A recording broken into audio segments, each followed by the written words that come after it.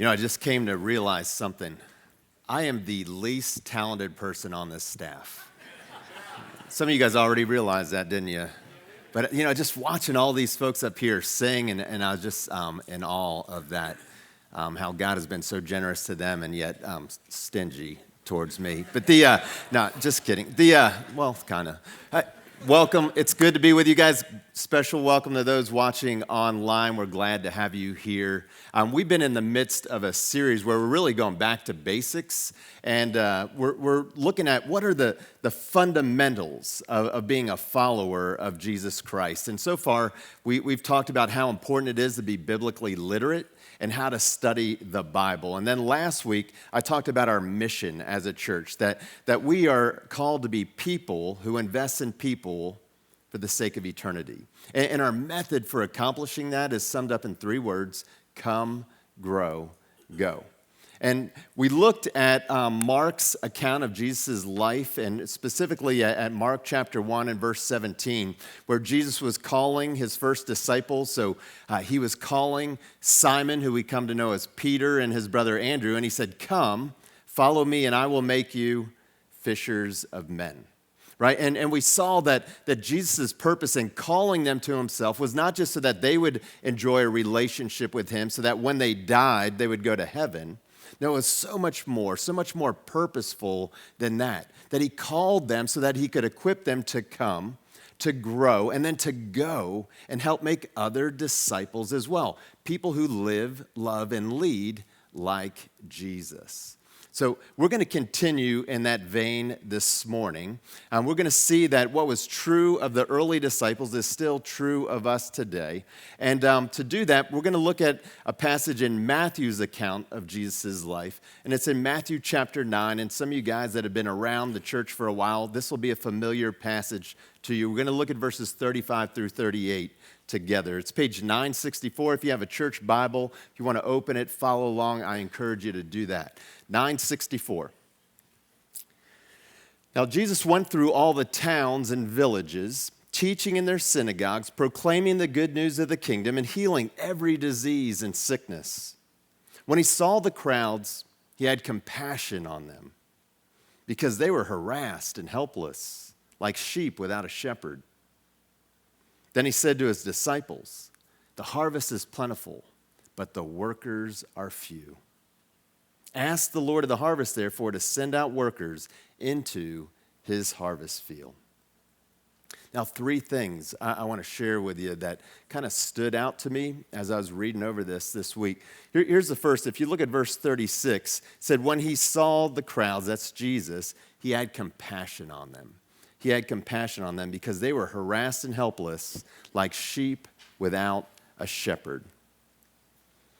The people in Jesus' day, they were lost. They were lost. They didn't have a real sense of direction. They didn't have a sense of identity or their God-given purpose. They were constantly looking for sense of meaning for their lives, and there weren't many godly people to point them in the right direction. They were lost, like sheep without a shepherd. And one of the things that strikes me is that as Jesus looked upon the crowds of people, he was full of compassion. He was full of compassion as he looked at them. He didn't look with condemnation. No, he looked with love. And he realized what they're looking for is me. They need the good shepherd, and I am the good shepherd. And then I get the sense in his human form, right, that he looks at the masses out there, and it's overwhelming, right, the need out there. And he realizes, I'm going to need some help. I'm going to choose to use people, my followers, in this work. And so he talks to his disciples, and he points this out. Now, what was true back then, I believe is still true today. If you look around, most of the people in this world are still lost, aren't they? I mean, they're lacking direction. They don't have a true sense of their God-given purpose. They're constantly searching for meaning in life. They're like sheep without a shepherd. And Jesus has compassion for for the world that we live in today.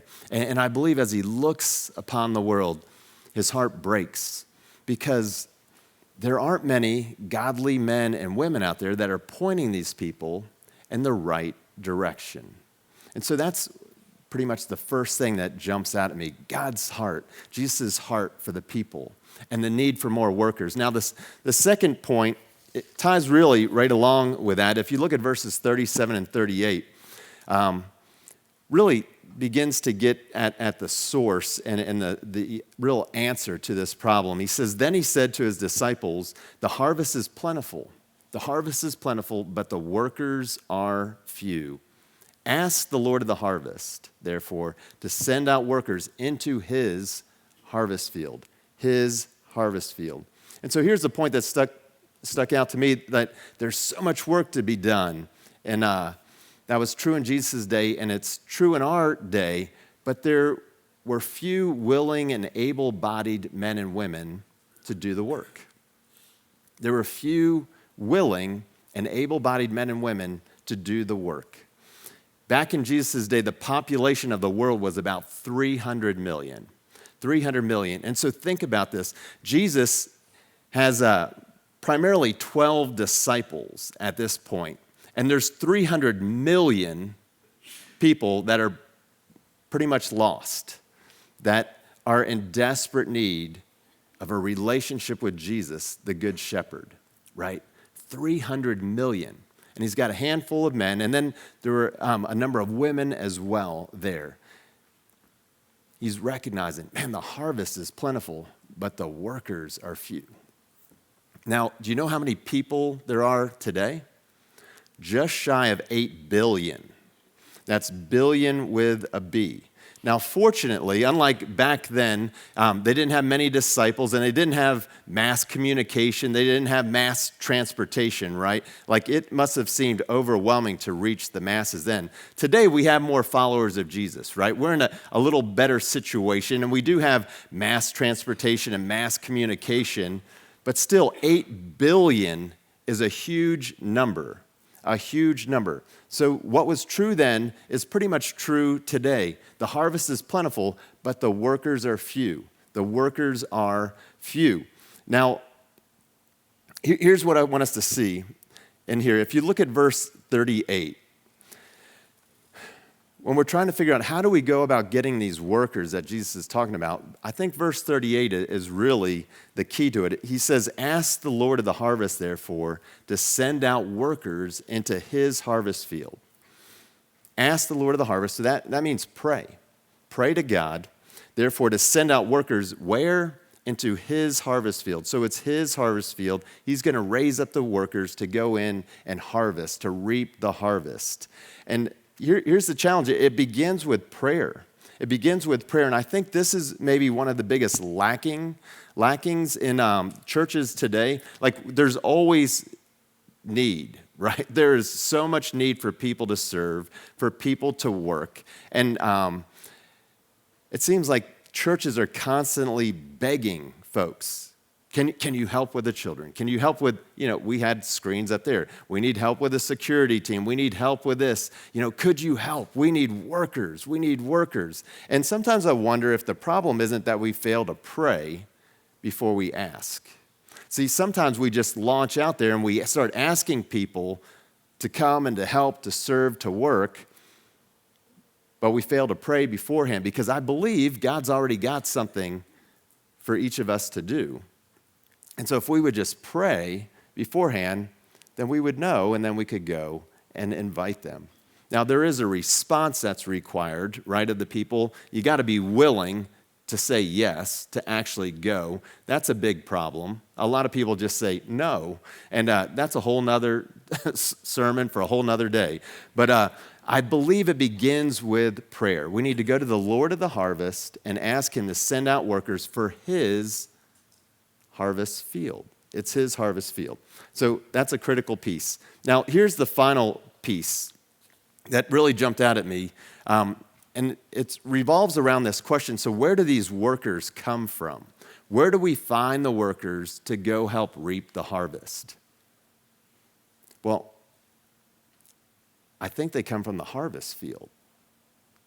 I think the workers come from the harvest field, and the harvested become the harvesters.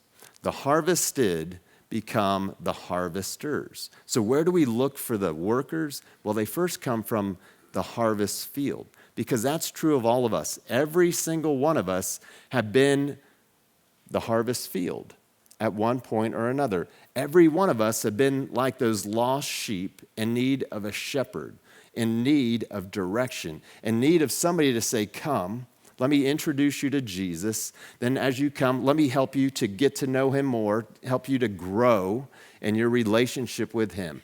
That's what we find ourselves in. Every single one of us has been part of the harvest field at one point or another. And some of you that are here today, or some of you guys watching online, still are. You're still in the harvest field. And I want to say thank you for coming. Thank you for coming and checking Jesus out, because I believe with all my heart that the more time you spend getting to know Jesus, you're going to fall in love with him. Like, he is irresistible. He is irresistible. So keep coming, even if you haven't made that commitment to become a follower of his, a disciple of his. But for those of you who are here or watching online who have made that commitment, that you have come and begun that relationship, that you are growing in that relationship, well, guess what? You need to go. You need to go. Don't just sit in here or sit on your couch at home.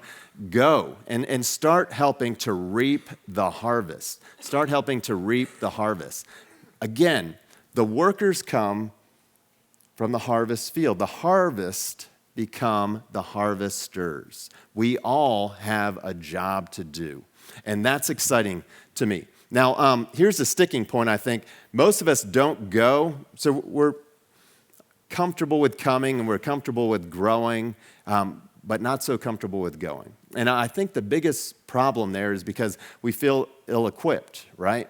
Most of us are a little afraid to go and to share Jesus with others because we're afraid, well, what if I don't have the right answers? You know, what if I don't do the right thing? Somehow I'm going to mess this up. I just want to put your minds and your hearts at ease.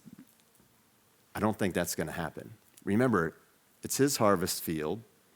He's the one that's going to call you and equip you. He's calling you to come, calling you to grow, and he's got a certain harvest for you to do that only you alone are meant to do. So just relax a little bit. And then we've got some practical tools to help equip you as well. We have these things we call the 5 gospel minimums, and they're on our website. We're talking about that and weaving it through this series here. But you can just go to orchardhillschurch.org, go to resources, 5 gospel minimums, and you're going to find some really helpful materials there. And there's a video by the talented Sutton, who not only preaches, sings, and does administrative things, but he also did that. So again, my inadequacies. But go there, and you'll find that there's a lot of resources. Specifically, what I want to point you to this morning is FRANC and BLESS. FRANC and BLESS. We introduced this a couple years ago. So here's how you can begin going and helping to reap the harvest. Begin with a FRANC list. A FRANC list. Now, we have some cards. If you're in person, in the pockets in front of you, you can pull one out. It should say FRANC on one side and BLESS on the other. Feel free to get that. If you're watching online, again, go to resources, and you can go to the 5 gospel minimums. There's also another link, orchardhillschurch.org/FRANC, FRANC, and you will see this card. And if you've got your phone, you can just tap on it, and it'll take you there, and you'll have that card. Or if you're on a computer, you can right-click. You'll go there. Lots of different ways to get there. Plus, if you got a piece of paper and a pen, make your own. All right, this is not that difficult. We're just trying to help you with it. So you get this card. Begin with FRANC. So that's an acronym, and it begins with F. That means friends. Then R, relatives. A, acquaintances. N, neighbors. And C, coworkers. And you just begin to pray. And so you've got your list out, and you just say, God, you're the Lord of the harvest. Who is in my life that fits one of these categories that I could put their name down, maybe one or two people, and God will reveal these folks to you. Remember, he's already doing the work. He just is inviting you into the process, and that's the exciting part. So you start writing down maybe a name or two of friends or relatives, acquaintances, neighbors, coworkers, folks that you'd like to see come closer to Jesus. All right, so you do that, and then you begin to bless them. To bless them. Now, this is another acronym, to bless. Simple, begins with prayer, right? Remember, what did Jesus say we should do? He said in Matthew 9, verse 38, he said, ask the Lord of the harvest. So pray. So ask God, here's my list that you've given me. How can I bless them? Begin with prayer. L, listen. Listen with care. Actually, care to listen. So listen with care. That's different for a lot of us. So listen with care. E, eat together. Not so different for most of us. We're easy at that. We are comfortable at eating. S, the first S is serve with love. And then the second S is share your story and Jesus' story. So bless. Begin with prayer. Listen with care. Eat together. Serve with love. Share your story and Jesus' story. It's that simple. And you'll be amazed if you will just be more intentional about being more relational, how God will open your eyes. And you will start to see God working in ways that you had no clue, and yet he was in the midst of it all the time. And he had this plan to incorporate you into it. And it's so exciting. And it just requires a little intentionality, So, I want to share with you a story of one of the folks that I had on my list. So when I was making my list, it was pretty easy, like come up with a friend or two, a relative, neighbors, pretty easy to come up with. Coworkers, Lord, I had a lot of coworkers to put on that list, that I want to see come closer to Jesus. And so, that was easy, just narrowing that list down. But the tough one was acquaintances. Like, who was I going to put on this list of my acquaintances? Somebody or a couple somebodies that didn't really fit those other four categories. And so I was thinking, who are some folks that I'm acquainted with that I actually interact with on a fairly regular basis? And then I thought of the gym. So I go to the gym 4 or 5 times a week, which I'm sure you can tell. And so I'm thinking that's the one place where I go on a regular basis, where I interact with folks that maybe I normally would not interact with, but we do it so regularly that we're beginning to develop relationship. And that's one of the beauties of CrossFit, is that you come together at a certain time for a certain class, and it's typically the same people. And so you build these relationships. So I thought that's the perfect place to start. And so I was praying, Lord, who should I put as an acquaintance on my list? And a couple years ago, this new guy started coming to our class. His name was Pete Peters. And so Pete was quiet. Like, he didn't say a whole lot, but I tend to make some smart aleck comments from time to time, and Pete would laugh. And I thought, I like that guy. Anytime somebody will laugh, even just a smile, just give me a smile. All right, I don't need much, just encouragement. And so Pete was sort of there, and so I was like, I like Pete. And then, I thought maybe he's a guy that I'll put on my list. So I put him down as one of my acquaintances. So I started praying for Pete. And then I'm just trying to bless him, right? So that's the B. And then I started listening to him with some care. Well, Pete doesn't say much, so that was easy enough. I didn't have to do a whole lot of listening. But then I got to the E, right? And it says eat together. Well, now I was going to have to get out of my comfort zone, and I decided I'm just going to invite Pete to lunch. And so I did. And I said, Pete, right after one of the classes, I said, Pete, would you like to grab lunch sometime? And he goes, sure. I was like, really? And he's like, sure. I'm like, all right. And so then we connected and said, we'll meet up for lunch at Famous Anthony's on 460. So I'm going to tell you more of that story, but I got Pete here. I asked Pete, would you mind coming and just sort of helping me with this and sharing your perspective? Because sometimes I have my own perspective and everybody else has a whole nother perspective on things. So Pete, come on up. He was a little reluctant, as all of you tend to be when I ask you, but he's coming. I even got a little stool here, or director's chair. This is for you, Pete.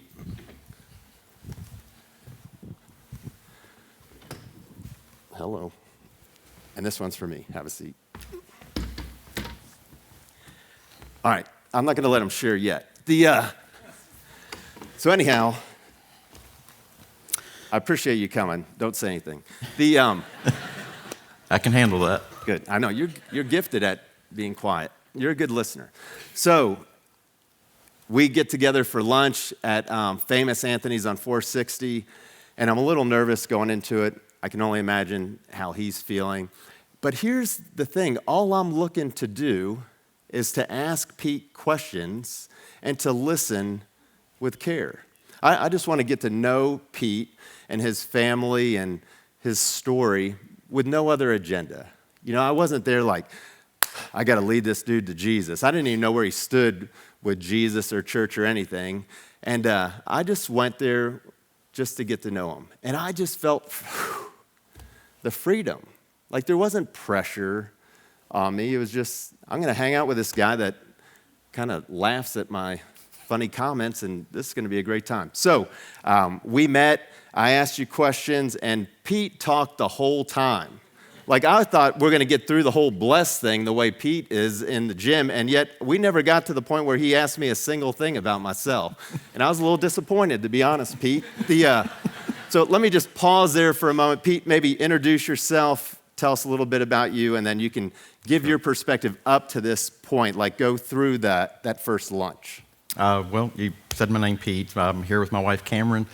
We've been married 22 years, been together for 26.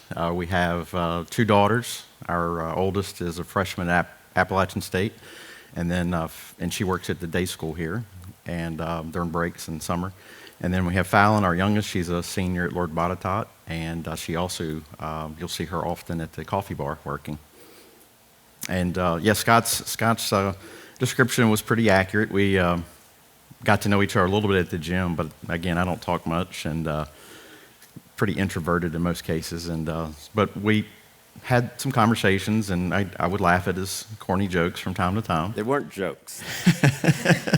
They're just comments. Comments. And so one day he asked, would you want to go to lunch? And I mean, I have to admit, I found it a little strange. I was like, okay, but why not? So I went home and my wife asked me, how did the gym go today? And I said, well, it went good, but I got invited for a lunch. And she said, with who? And I said, well, this guy named Scott. I said, I know Scott over the years. We've crossed paths from time to time, but I don't know him well. I didn't know he was a pastor. I knew there was a relationship with Orchard Hills, but I didn't know he was a pastor. And but she says, are you going to go? And I was like, yeah, I am. I feel compelled. I feel like there's a reason to go have this lunch. So I agreed to go. That was good. Like if I asked you to go to lunch, it is a little odd, isn't it? And most people are like, okay, what is it? What do you want? But so anyhow, we went, and you did share a lot. I mean, you didn't shut up pretty much. And he has told the story a few times that he was really eager to share his own story, and I think it was maybe the 3rd lunch before you actually got to share, maybe the 4th lunch. Yeah. So it was very easy. He prompted. He wanted to know more about me, wanted to know more about my career, what I did for a living, my family, and it was just very easy. We just talked, and it was over a series of 4 or 5 lunches. We got to know each other fairly well, and I finally allowed Scott to tell me a little bit about his story. And but yeah, it just seemed very easy. Yeah, it was. I mean, it was just a natural kind of thing, and I really enjoyed it. And it was interesting because I don't tell people what I do as a rule. I just love it when they figure that out on their own. And Pete didn't even bring it up for really like the first 3 lunches. So I was thinking, this dude doesn't have a clue who I am or what I do. And then he tells me, he goes, I've been watching you online some. I was like, oh, dang it, he figured it out. And then I was afraid he's going to feel like I'm Scott's project or something, But it was great just getting to know each other. And so we just kept doing it like pretty much every 4 to 6 weeks, we would get together and have lunch and lots to talk about. And then after about a year, I would say, I felt this prompting to ask Pete if he wanted to study the Bible together. And so I had to get my nerve up, this was in Benton, I remember, at McAdoo's, I think. Might have been. Yeah, well, it was. Because I was nervous about this. Like, this is a big ask. It's one thing to say, hey, do you want to have lunch? It's not like, hey, do you want to study the Bible together? And so I said, Pete, what would you think about studying the Bible together? And he goes, sure. I was like, really? Awesome. What do you think Cameron, so Cameron's his wife sitting over there. I said, do you think Cameron would want to study the Bible as well?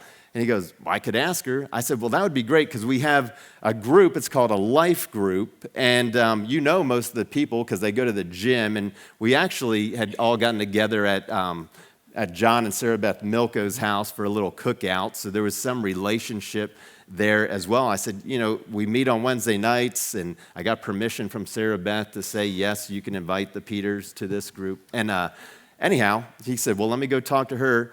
I think he went home that day, and that same day texted me back and said, we're in. I was like, unbelievable. And so they came over to our house Wednesday nights. We just started soaping. So if you've been here for the last few weeks, that's one of the ways we study the Bible.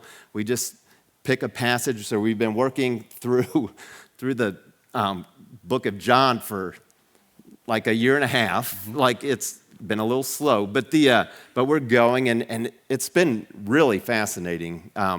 Maybe share some of your experience, like pick it up from there, like when I asked you what you were feeling there, Cameron, and then your experience with the life group kind of thing. Yeah. Well, when you asked for us to participate, because I did know pretty much everybody in the group, either from the gym or from the neighborhood, or even like the Salvies, I had known them years past, and so it was a fairly easy commitment to say, yeah, we'll come check it out, and so we came, and it was very, even though I think there was a little jabbing with me at first to kind of prod me along. The first couple of life groups, it was fun. We had a great time, and we look forward to it each week. And certainly we have a good time. We have some fun conversations. We have a meal. We share food. We all bring appetizer or something, and then we study scripture. And I learned to soap as a result of that. I was not familiar with that practice until life group. So it just became something that was. It's like you go to work on Monday, we go to life group on Wednesday. It's part of our routine. Yeah, I think that's neat. Plus, also, I had not invited you to church up to this point. No. I actually don't think I ever invited you to church. So it was interesting. We just started doing life group together because the ultimate goal of this is not to get people in church, but that's just sort of a natural byproduct that happens because eventually you guys started coming to church because we have relationship, right? And so that's been neat. But again, I didn't feel the pressure like I have to put this big ask on them. I have to get them here. It just happened. It just happened organically. Just one thing led to another, and because of the relationships and our friendship that had developed with not only Scott and Carolyn, but the other group members in the group, it seemed appropriate. It seemed like we needed to be there. Yeah, and it's been really great too. So one of my favorite things. So we're meeting together in the group, and we went through a study of the 5 gospel minimums. So that's when we were introducing things like soap and things like FRANC and BLESS. And so Pete and Cameron are in there, and we're watching the video on FRANC and BLESS. Tell me about what you experienced in the midst of that. Yeah, so I'm sitting in the floor in the basement at Scott's and Carolyn's house, and we're watching this video. And again, at the time, I was not familiar with FRANC. I didn't know or BLESS. I didn't know the concept. So we're watching this short video, and then all of a sudden it just occurs to me, and I turn around and I said, Scott, I'm on your FRANC list. and it was just like this aha moment that I didn't know it until I know it. And so the next day, and he didn't really say much. We left that evening, and then he sent me a text, and said, "How did that make you feel?" And I think I wrote you a dissertation in response, because it meant a lot to me that you had spent the time, you invested that time in me, and really expecting nothing in return.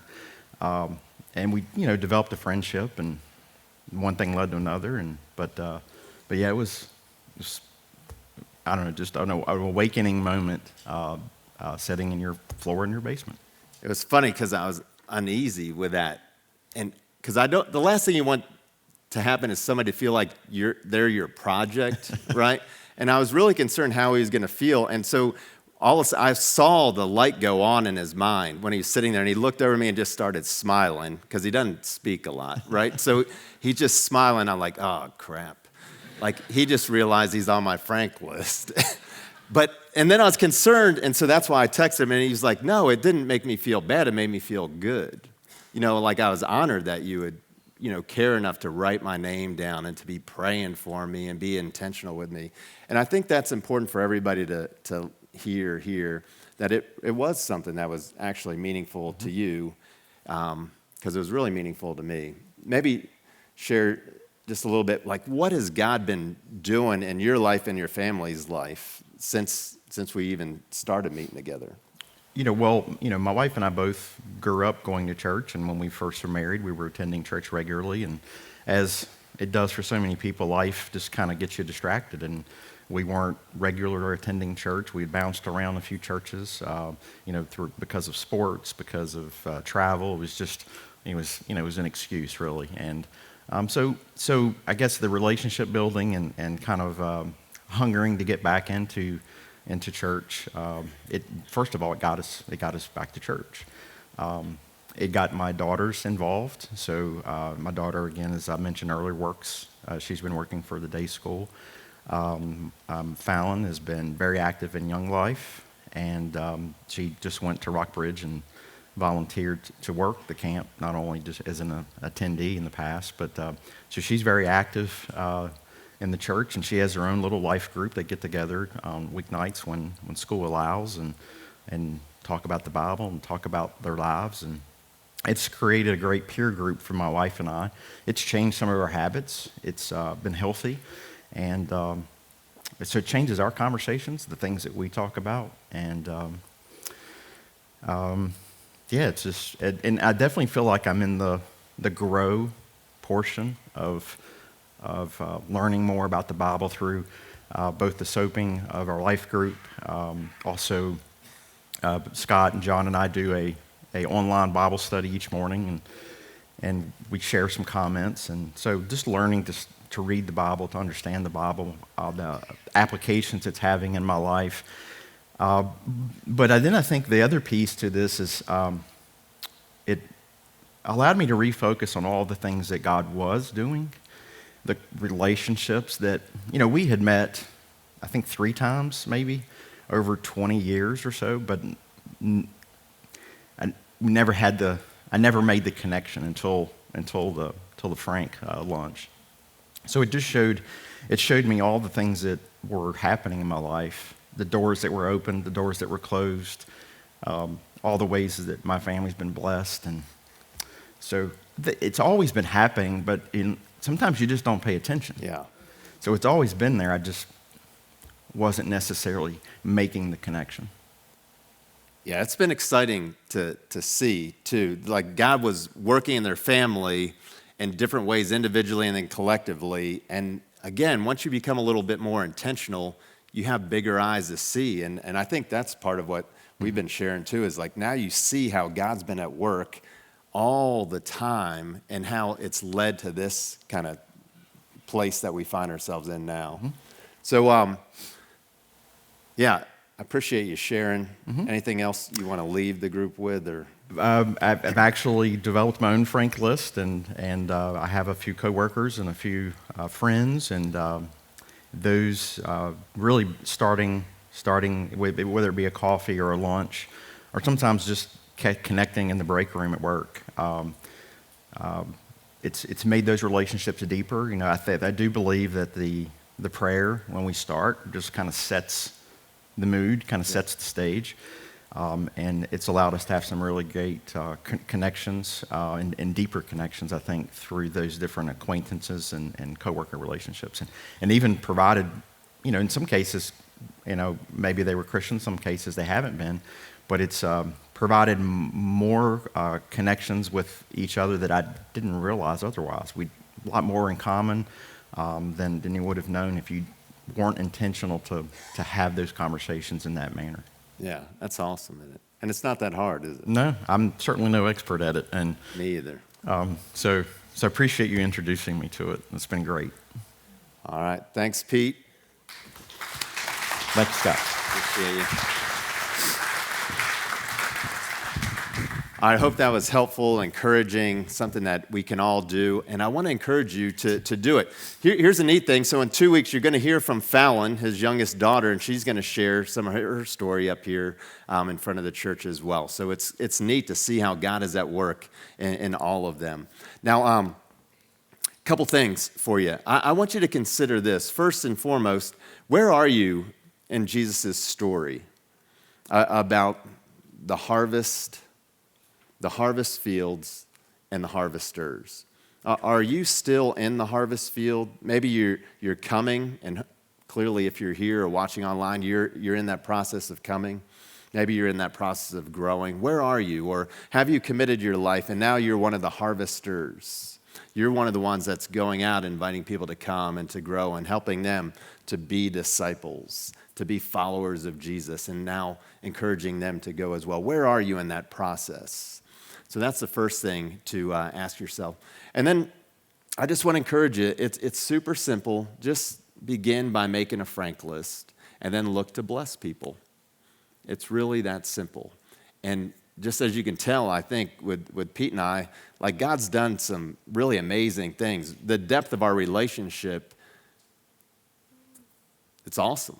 Like it's meaningful, it's purposeful, it's deep. Because we share this common faith in Jesus. And so now it's not just superficial. There's this incredible bond now that we have that is something that you long for in life, and I think a lot of people don't have it. But that's what Jesus wants. Like he doesn't want us to be like sheep without a shepherd, living life without purpose. He's got a purpose for you. So begin with a Frank list and look to bless people. Let's pray. Lord, thanks for allowing me and Pete to just enter into this relationship with you and with each other, and thanks for the way that continues to grow and expand, and thanks that, Lord, it's not we who are blessing others. It seems to be it's we who are getting blessed when we actually are intentional and relational. So, Lord, I just pray encouragement upon everybody that's here in person or watching online, that we would just truly be coming to you, that we would be falling in love with you, that we'd be growing in our relationship with you, and then we would be going and helping others to do the same. Move in our midst, we pray. Give us that sense of intentionality to really put our faith into action. In Jesus' name, amen.